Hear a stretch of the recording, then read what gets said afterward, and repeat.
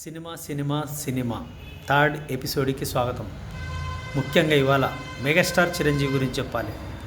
ఆయన కష్టపడ్డ తీరు చూస్తే 1978 నుంచి నేను కూడా ఒక అభిమాని చిరంజీవికి. ఒకప్పుడు ఎన్టీఆర్, తర్వాత చిరంజీవి. ఆయన కష్టపడి పైకి వచ్చిన వ్యక్తి. ఆయన గురించి చాలా మన వీడియోలో చూసి ఉంటాం.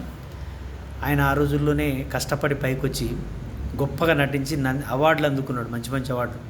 ఆ రోజు పాపులేషన్ తక్కువ రోజుల్లోనే ఎక్కువ డబ్బు సంపాదించుకున్నాడు. ఈరోజు ఇంకా ఈ తెలుగు రాష్ట్రాలు కలిపి 7 కోట్ల నుంచి 10 కోట్ల మధ్యలో ఉన్నారు. పాపులేషన్ పెరిగిపోయింది. కానీ ఈ టైంలో మీరు తక్కువ రెమ్యునరేషన్ తీసుకొని ఎక్కువ డబ్బులు రాబట్టుకోవచ్చు కదండి. పాపులేషన్ రోజుల్లోనే తక్కువ తీసుకున్నప్పుడు ఈరోజు పాపులేషన్ ఎక్కువ ఉన్న రోజుల్లో ఎందుకు ఎక్కువ తీసుకుంటున్నారు? తక్కువ చేయండి. మీరు చిత్ర పరిశ్రమకు పెద్ద వ్యక్తి. మీరు రెమ్యునరేషన్ 1 కోటి, కోటిన్నర, 2 కోట్లు తీసుకోండి. ఏం చేస్తారు? సంవత్సరం రెండు సినిమాలు తీసుకున్నా మీకు 2-3 కోట్లు వస్తాయి. ఇలా ఒక సాఫ్ట్వేర్ అబ్బాయి సంపాదిస్తలేడు 40,000 వేలు జీతం నెలకు. ఎంటెక్లు చదివిన వాళ్ళు, డాక్టర్లు చేసిన వాళ్ళు కూడా, ఇవాళ ఎంబీబీఎస్ డాక్టర్లు కూడా 70,000 లక్ష రూపాయలు సంపాదిస్తలేరండి. మీకు ఎందుకంటే అన్ని కోట్లు? ఇప్పటికే ఎన్నో వేల కోట్లు సంపాదించుకున్నారు మీ అబ్బాయి, మీరు.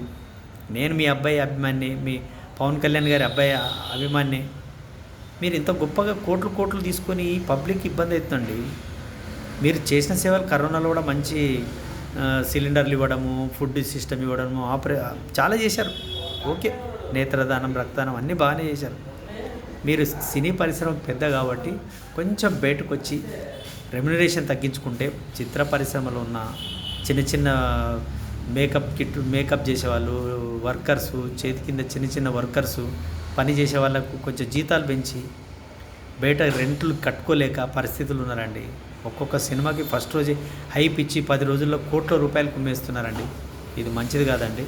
ఒక్కసారి ఆలోచించండి. చిరంజీవి గారు, రిక్వెస్ట్ చేసి అడుగుతున్నానండి, పేద ప్రజలను కాపాడండి.